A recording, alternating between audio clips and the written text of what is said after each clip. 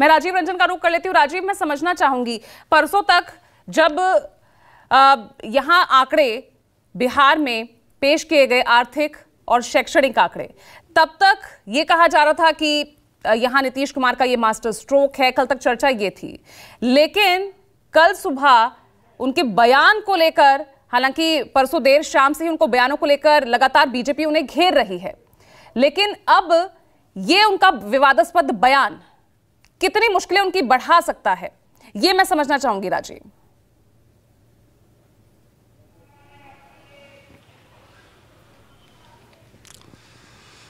देखिए पूजा, जो व्यक्ति किसी राज्य का 18 सालों तक करीब करीब लगातार मुख्यमंत्री रहा हो, कुछ वक्त छोड़ करके 10 साल तक केंद्रीय मंत्री रहा हो, हमेशा पूरी जिंदगी राज्य की विधानसभा या संसद का सदस्य रहा हो, उस और मुख्यमंत्री रहते हुए विधानसभा लोकतंत्र के मंदिर के भीतर जिस तरह का घटिया बयान नीतीश कुमार ने दिया है, उससे उनके जो आज तक उनको जो सुशासन बाबू कहा जाता था, वो पूरी की पूरी छवि उनकी धूमिल हो गई है, चौपट हो गई है।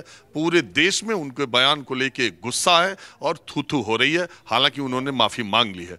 ये ऐसे समय में उन्होंने ये बात कही है जिसमें जो वो मास्टर स्ट्रोक खेलना चाह रहे थे और जो खेला है उस पर थोड़ा बट्टा जरूर लगा है। और इसको निश्चित तौर पर भारतीय जनता पार्टी विरोधी पार्टी के तौर पर उनका विरोध करे, ये तो एक अलग बात है, लेकिन इस देश का कोई भी नागरिक, कोई भी महिला इसको किसी तरीके से इस बयान को लेकर सपने या तो अपमानित महसूस किया या उसे नीतीश कुमार पे बेहद गुस्सा आया।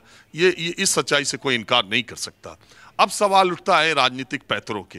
मैंने कल भी आपसे कहा था कि देखिए 300 किलोमीटर की सड़क दूरी है अयोध्या और पटना में। आज जब 11 बजे बिहार विधानमंडल की कार्रवाई शुरू होगी तो 11 बजे उत्तर प्रदेश के मुख्यमंत्री योगी आदित्यनाथ अपने कैबिनेट के सारे सदस्यों के साथ हनुमानगढ़ी की पूजा करेंगे और आज अयोध्या में कैबिनेट की बैठक होगी। अभी कल ही जहां मैं हूं सागर, इससे पीछे का जिला है एक नरसिंहपुर, वहां मुख्यमंत्री योगी आदित्यनाथ एक जनसभा करने आए थे। अब आप समझिए कि भारतीय जनता पार्टी की स्ट्रेटजी, रणनीति कैसी है। उन्होंने कहा कि मैं जनसभा या वोट मांगने नहीं आया हूं, अयोध्या में राम लल्ला विराजमान हो रहे हैं, मैं आपको निमंत्रण देने के लिए आया हूं, सारी व्यवस्था वहां पर कर रहा हूं, आप लोग अयोध्या आए और राम लल्ला को विराजमान होते हुए देखें। और इसके बाद मध्य प्रदेश की सड़कों पर जो राम को लाए हैं हम उनको लाएंगे, ये गाना बजने लगता है।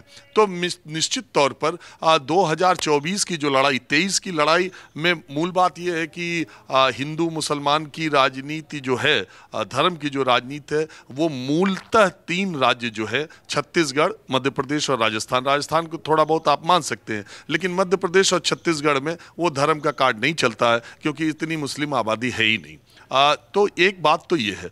दूसरी बात ये है कि अयोध्या में जो काम हो रहा है अब से लेकर के और लोकसभा चुनाव के घोषित होने तक ये ऐसे ही चलता रहेगा और इसकी पूरी कोशिश और तैयारी इसी तरह से की जा रही है। दूसरी बात, नीतीश कुमार ने ठीक उसी ऐन वक्त पर जाति का कार्ड खेलकर, ओबीसी का कार्ड खेलकर, आरक्षण की सीमा को बढ़ाकर एक ऐसा पिटारा खोल दिया है जिसमें अब आगे आने वाले दिनों में इसी तरह की बात होगी। कांग्रेस पार्टी ने, राहुल गांधी ने इस बात का ऐलान किया है कि उनकी जिन जिन राज्यों में सरकार है या जिन जिन राज्यों में सरकार आ सकती है, उसके बाद वो जातिगत जनगणना का काम कराएंगे। तो अब विपक्षी दल, मुझे ऐसा लगता है कि भारतीय जनता पार्टी शासित राज्यों में अब वो जातिगत जनगणना की उसी तरह से मांग करेंगे जो भारतीय जनता पार्टी को असहज करने के लिए काफ़ी है।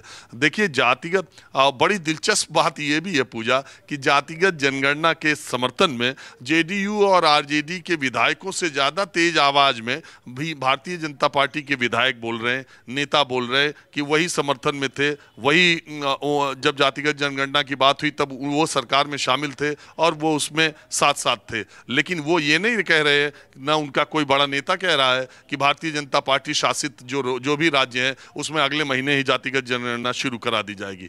वहां वो बहुत पुरजोर समर्थन कर रहे हैं। दूसरी तरफ योगी आदित्यनाथ कैबिनेट की बैठक रामलल्ला अयोध्या में करने जा रहे हैं, पूरी सारी तैयारी कर रहे हैं, लेकिन देश में जो इंडिया गठबंधन के लोग हैं उसके विरोध में उनके मुंह नहीं खुल रहे। ये दोनों मुद्दे ऐसे हैं कि एक दूसरा, जो सबको लगता है कि अगर इसको छुआ तो हाथ जल जाएंगे। एनडीए को लगता है कि अगर जातिवाद पर ज्यादा बात हुई तो हाथ जल सकता है। इंडिया गठबंधन को लगता है कि अगर राम के बारे में ज्यादा कुछ इधर उधर कहा, धर्म की बात ज्यादा की तो इसमें हाथ जल सकता है। तो बड़ी मजेदार सी स्थिति है और मैं हमेशा आपको कहता ही रहता हूं कि धर्म और जाति का कार्ड दोनों तरफ से खेला जा रहा है। एक तरफ ये तर्क देने वाले लोग हैं कि 85% इस देश में पिछड़े हैं, दलित हैं, अल्पसंख्यक हैं, माफ कीजिए, पिछड़े दलित और अल्पसंख्यक हैं, 15% अगड़े हैं जो लगातार हजारों सालों से सनातन धर्म के नाम पर 85% पर राज करते रहे हैं। दूसरी तरफ